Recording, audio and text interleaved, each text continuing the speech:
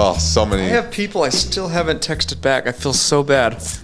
They're like, hey, that was so great. I'm so Thanks so much. Inspired by this, and I'm proud of you guys and what you're doing and stuff like that. So that was cool. Yeah. And I haven't even said anything to them. I'm so frustrated. I need to make time for that. I think it says a lot, though, that you don't just have like a generic text message or have like ChatGPT do it, right?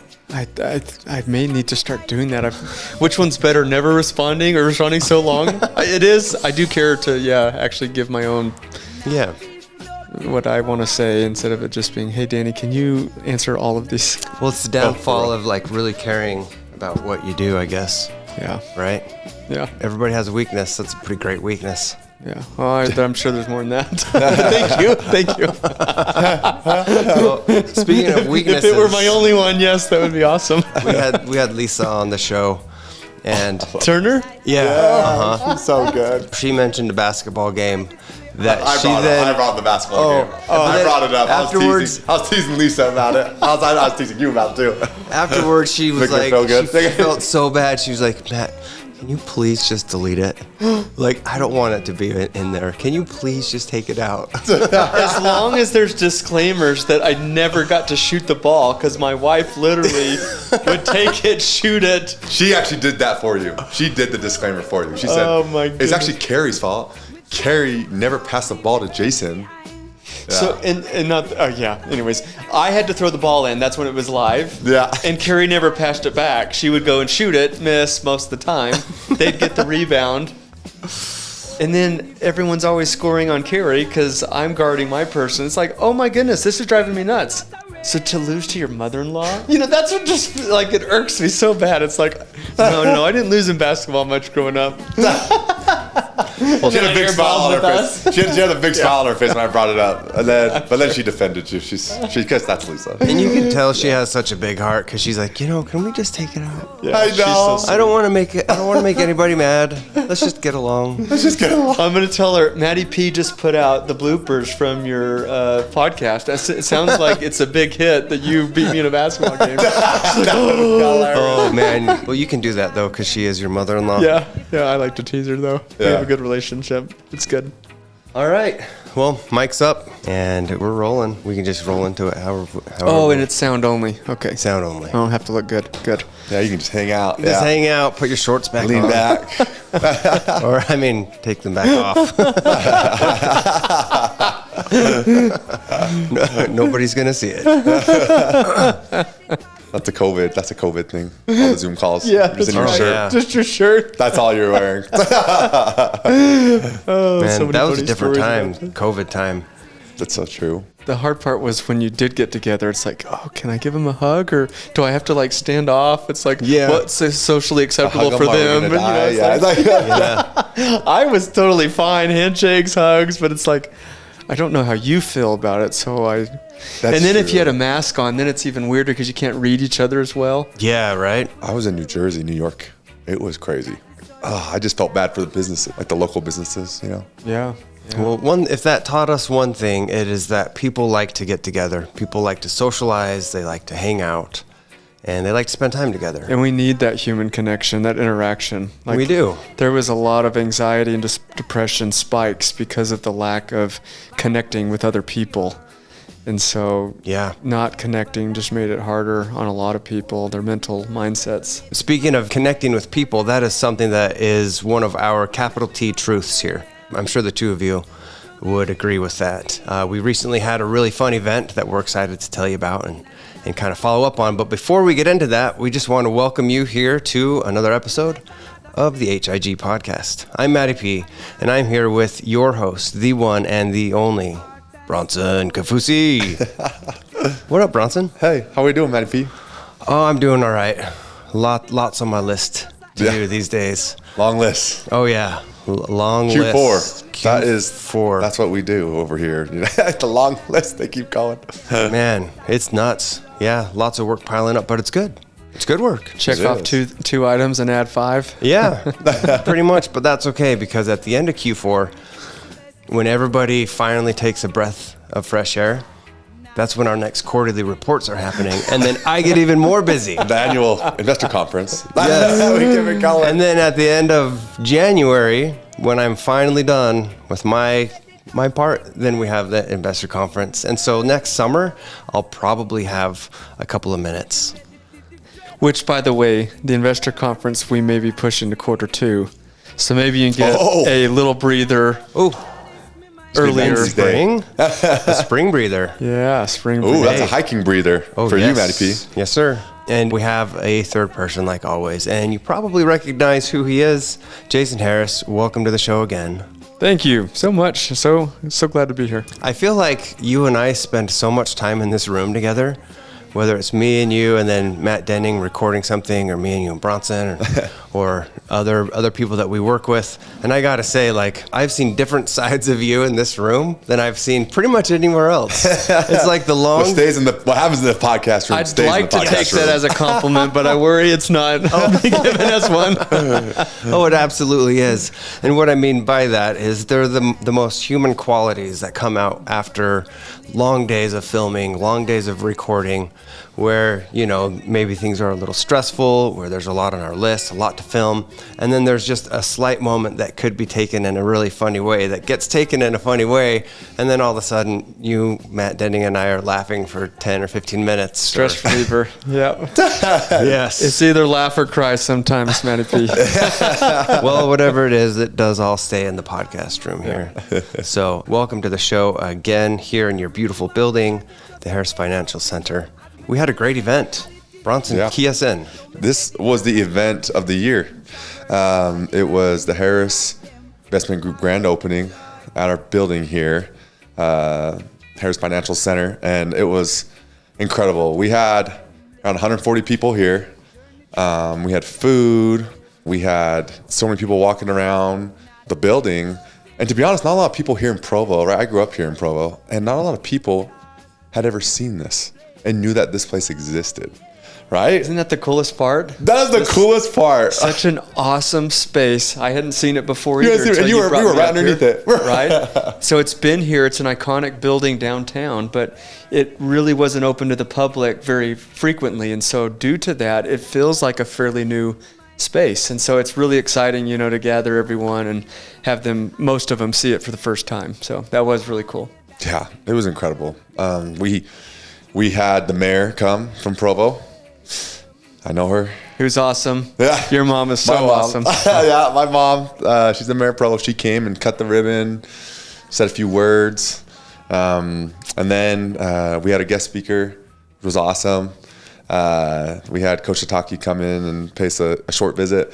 So that was awesome because he's so busy and he's just a good friend of ours. So we love Coach Sataki. So people don't realize, I feel like, you know, Harris Investment Group, if you know someone or you listen to this podcast, you're in the Harris Investment Group pool, and it's kind of private almost because it's a word of mouth firm.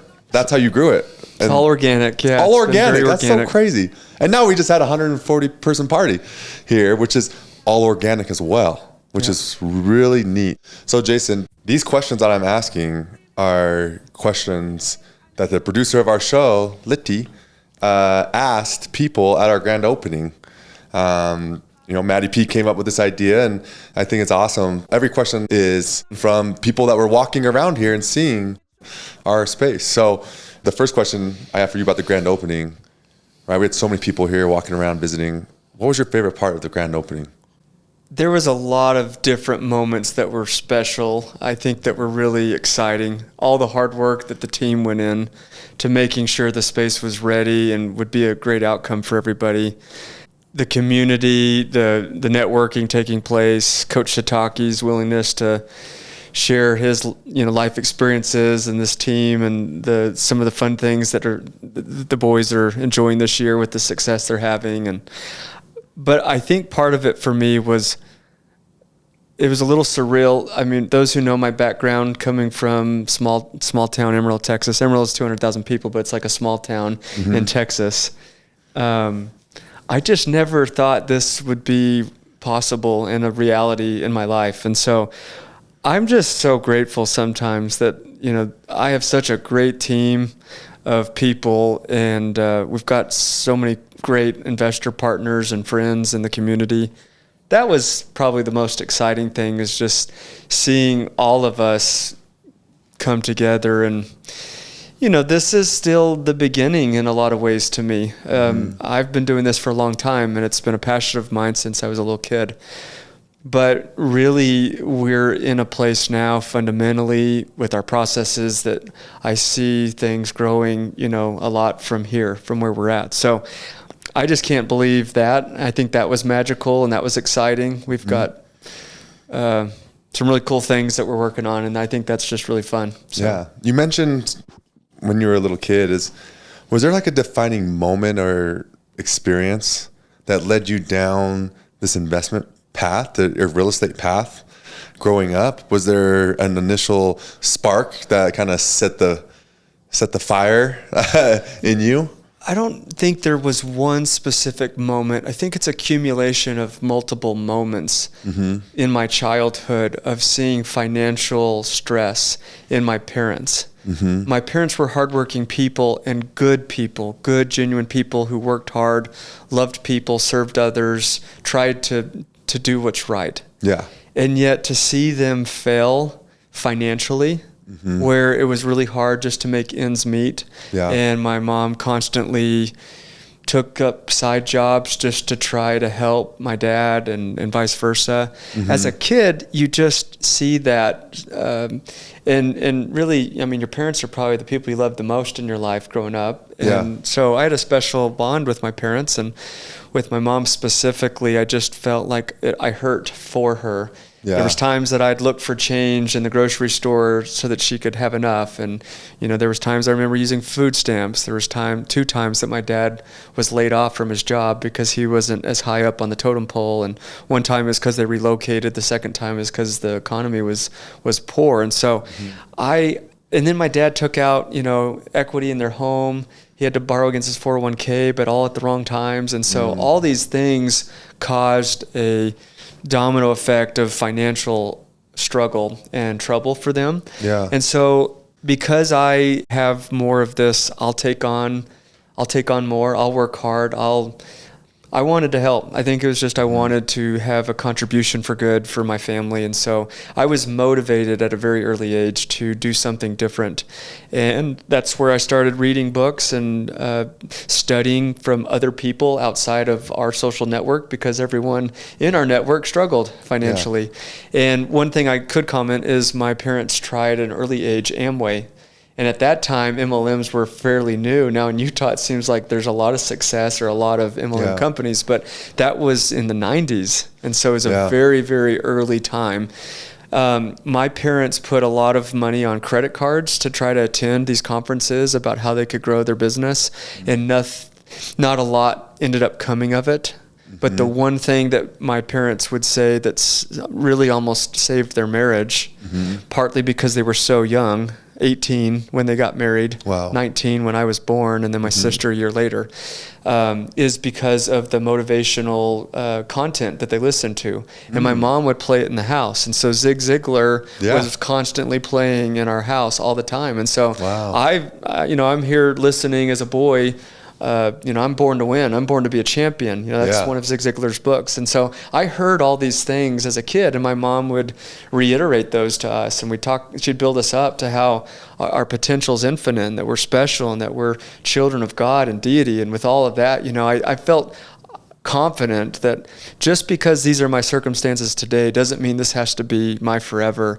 And if I'm willing to do the right activities now, I can envision something far better for my future. And so not one in particular moment, but several moments that allowed me to gain some momentum as I learned and increased my financial literacy, and I implemented what I learned that helped me compound. When I say that I've got to know you better in this room than I have anywhere else in the building, it also goes or speaks to the fact that I've been able to sit down with you and hear your story in great detail a number of times, and get it on video and get it on audio. And there's one particular story that stuck with me so much when I heard you say it, and I've heard you say it a few times. And it's interesting because it has transcended into so many other different areas of my personal life. But there was one story where when you were young, there was I think a death in your family. and your parents weren't able to attend the funeral because they couldn't afford to. And I remember you saying something to the effect of you didn't want money to dictate the decisions that you could or couldn't make in your life.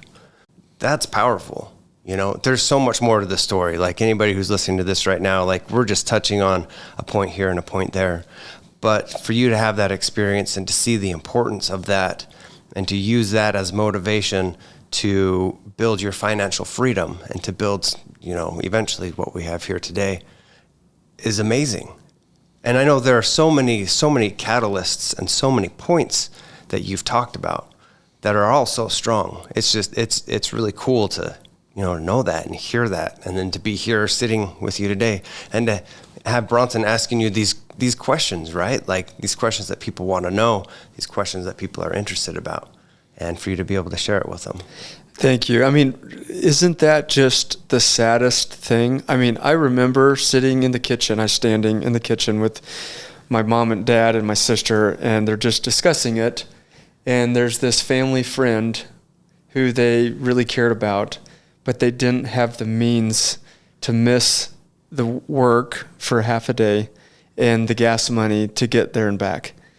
And I was almost mad. I was upset because it's like, you know it's the right thing to do. You know these people, we care about these people, and they would appreciate our showing up for them.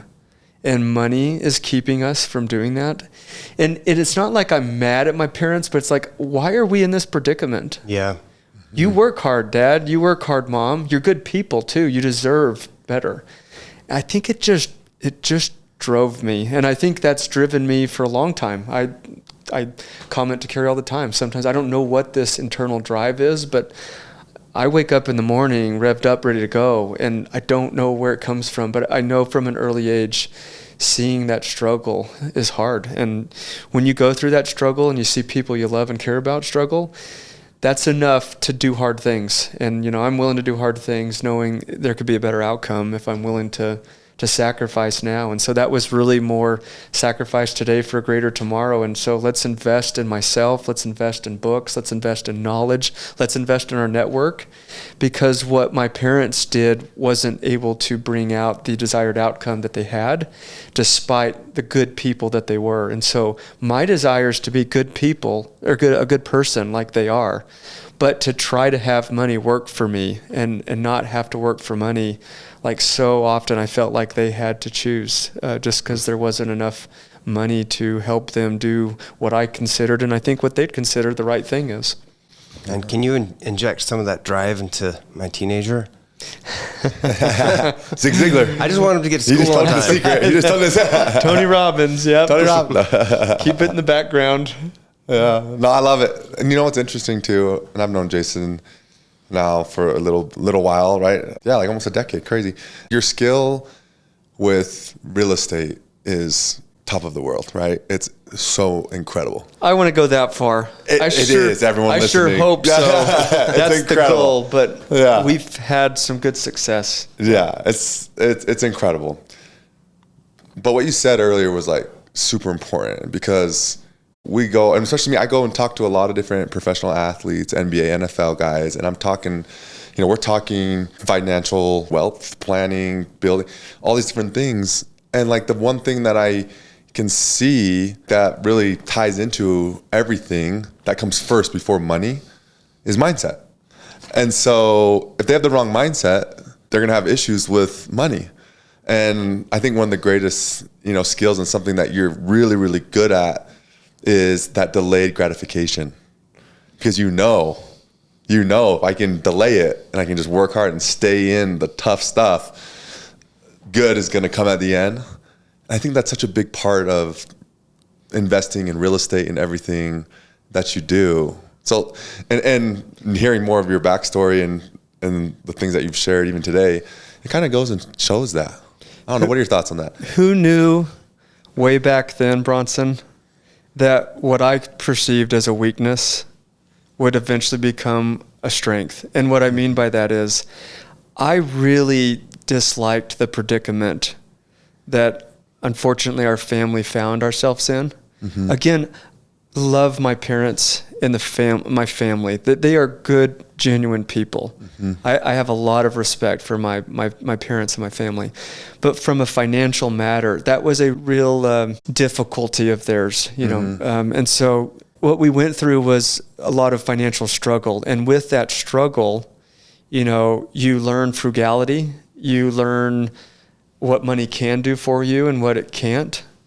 And so as I got older and progressed, it's funny now, I was willing to take risk because I know what having nothing is. I know what having nothing looks like. You can survive. And I'm not scared of having nothing because I've lived with nothing and been happy.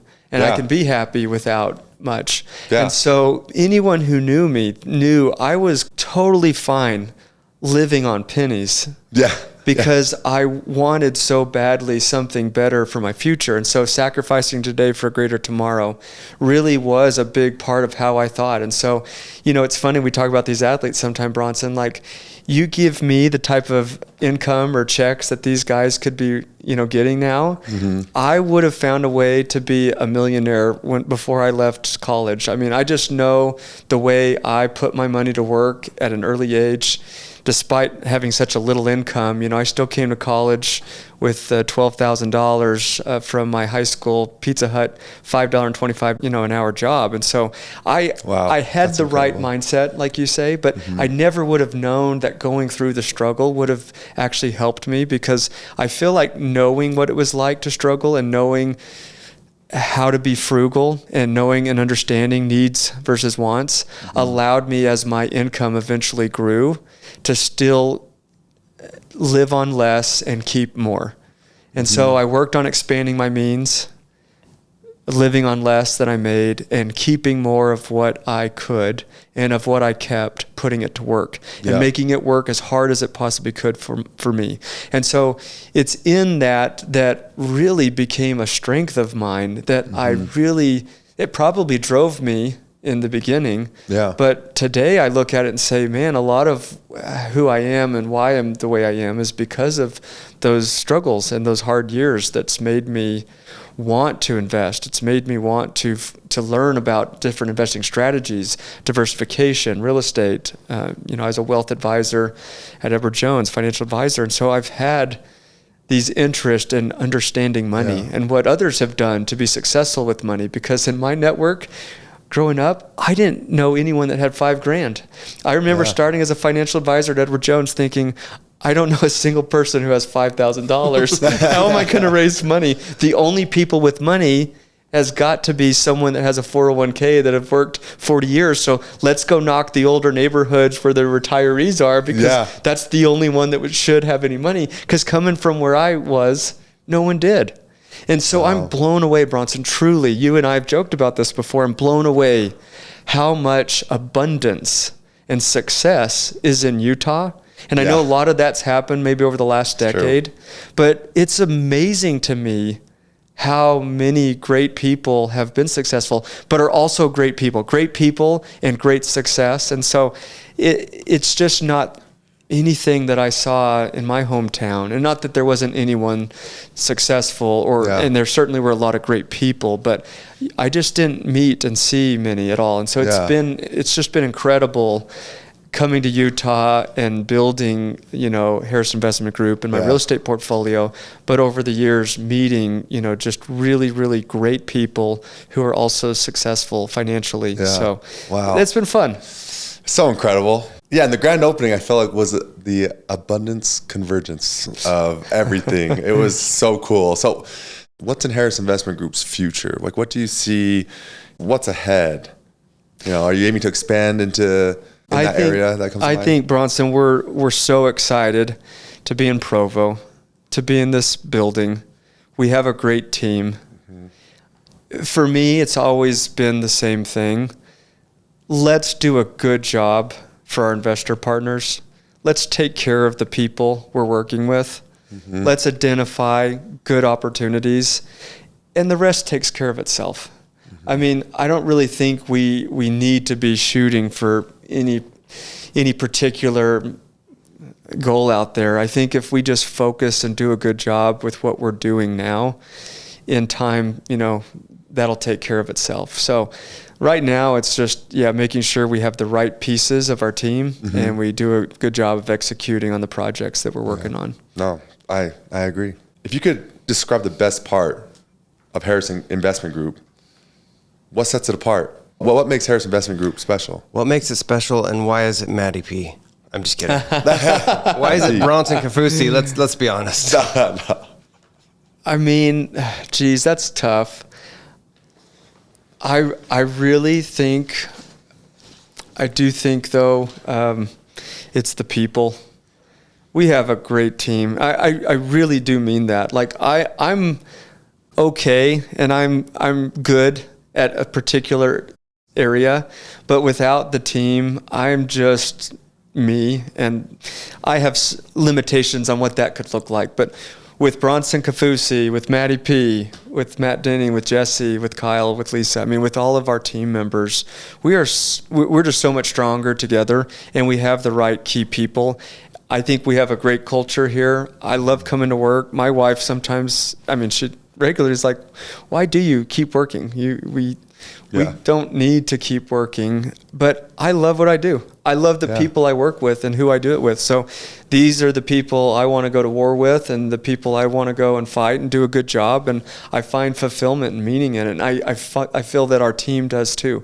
And we all see our value that we offer and contribute. And without each other, we're not as strong. And, we're far better, with each other. And so it's the team. And I've just been, I almost feel like it's God's hand, because I've attracted people over the years.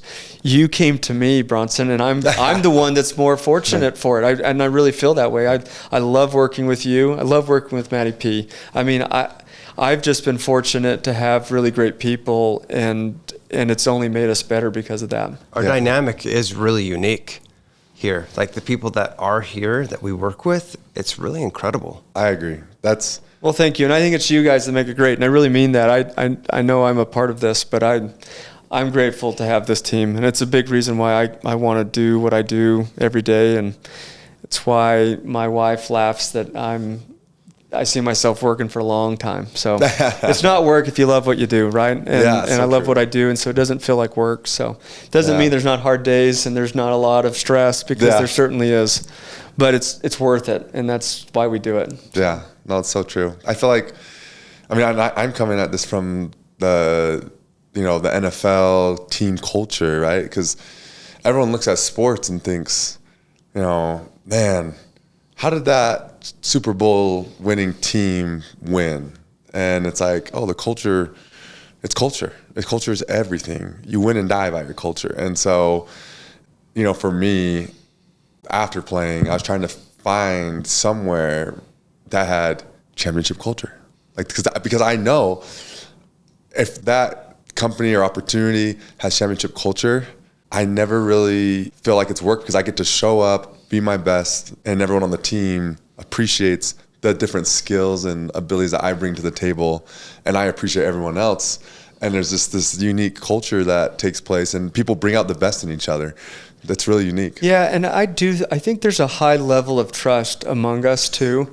I think we all have a pretty high standard of integrity, and we've set the bar high for ourselves, and maybe our spouses have also set the bar high, and they've made us, better men and better women and people in general. And so with that, with us bringing in our strengths, I love the tax strategy aspect, learning what I did through some of the family office relationships I had earlier in my career, and the training I went through there, my own personal reading and studying and networking and going to lots of conferences to just learn. I devoured anything I could and spent a lot of my time online reading different material that could help me be a better steward of my money. And so in time, that became an asset for myself, but something I could share for others.